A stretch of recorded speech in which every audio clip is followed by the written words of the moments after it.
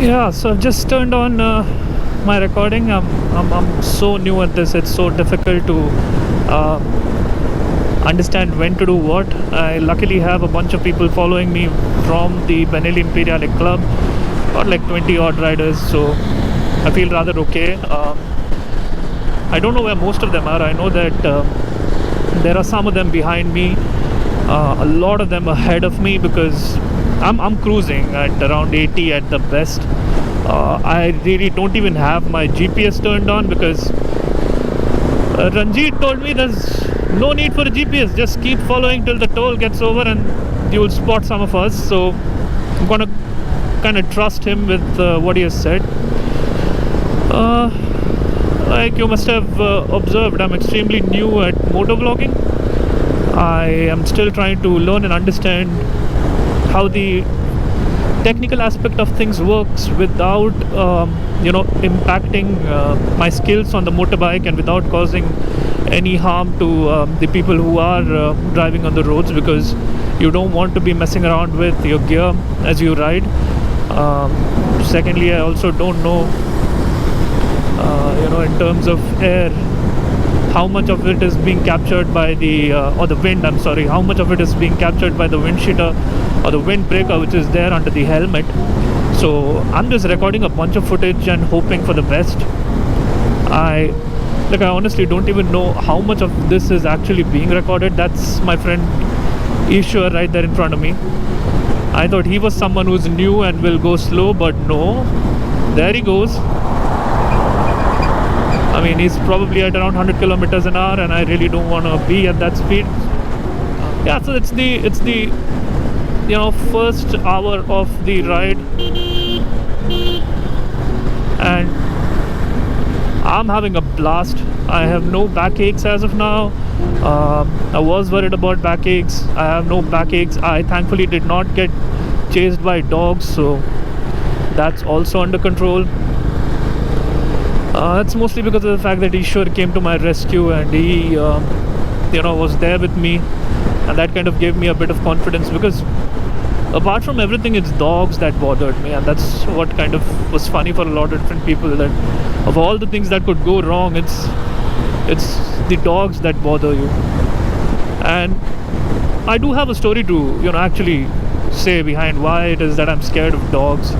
It's not basically because of how they look or how ferocious they are. I mean, it's just because I've got a backstory with dogs which isn't too great.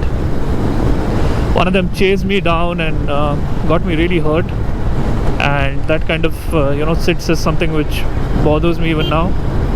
So although most people tell me that the best thing that you can do if you got dogs chasing your bike is to just stop, that kind of seems extremely counterproductive to me. So yeah. Okay, now here's the part where I don't actually see anyone from the Benelli side of things. I think I know that Prabhu is behind me. So, and that's the only person I know who's behind me right now, and I don't even know if he's like overtaken me or something like that. I do not see any Benelli bikes anywhere in my near vicinity, so that's rather weird, so to say. I mean, people are riding really fast, is it? Like, I mean, people are all gone.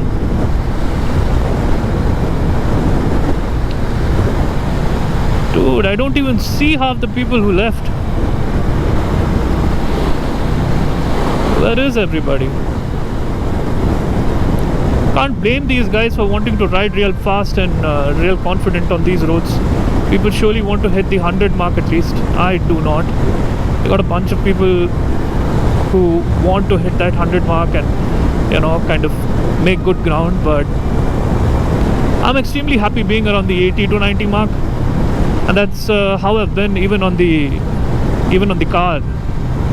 I've been someone who likes to stick to that 80 to 90 mark, mostly because that seems to be a speed range which is easily controllable. I mean, it kind of sits in well with you. Oh, come on, Benelli's. What the hell? That must be cold. Must be really cold. So the one positive aspect of what seems to be going our way, at least as of now, is the fact that we have no rain.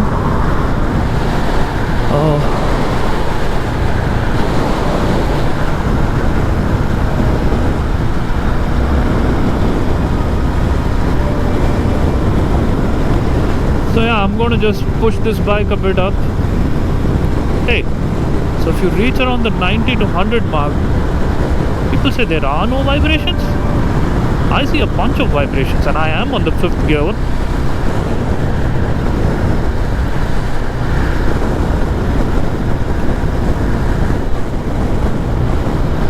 I guess the 80 to 90 mark is not the very happy place for this bike to be, and that's because I was cruising at 80 and that was comfortable. Like, I'm back at 80 now, and that's damn good. I'm happy. I don't feel no weird vibrations. But when I tried to hit that 90 to 100 mark, quite a lot of vibrations, and it still is. Now there it is. I'm at around 90.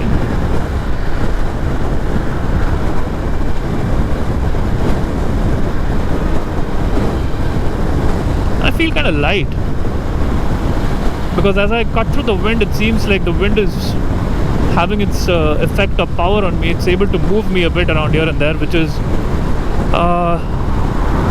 something I haven't experienced, because like I said, being at around 90 kilometers on a bike is not something that I do on a regular basis. So there you go, Krishnagiri. Oh, that is nice. So yeah, this is the first spot that I noticed out of the YouTube videos that I've seen.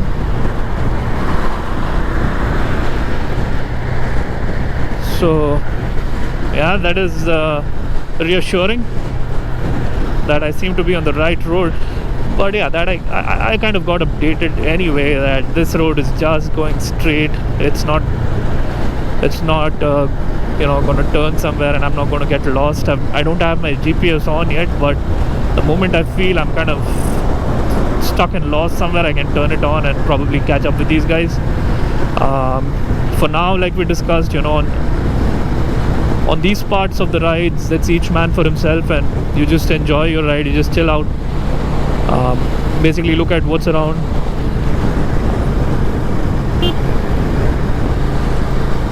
A lot of us who have not been stepping out of our homes, worried about COVID. I was one of those extremely paranoid people who are not ready to understand that life has to go on, and you can't just be sitting around your ass all day. So yeah, one fine day I got up in the morning and I was sick and tired of sitting at home. I'm a sucker for safety. I'm a sucker for normalcy. Just for... Oh, okay, I'm gonna shut up. That looks nice. I don't know, hopefully these things are getting captured. There's a bunch of footage. I'll need to edit out a lot of this, but hey, like I said, I can talk pretty seamlessly on a GoPro. So that again is something new that I've discovered about myself. I really hope it doesn't rain. I really hope, because I'll have to stop, take out my GoPro, put it into my bag, and my bag is all full right now. I have to put the rain cover on top.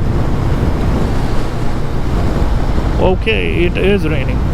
It is raining. I gotta stop somewhere. And it's not raining as such, it's drizzling, but I gotta stop because my GoPro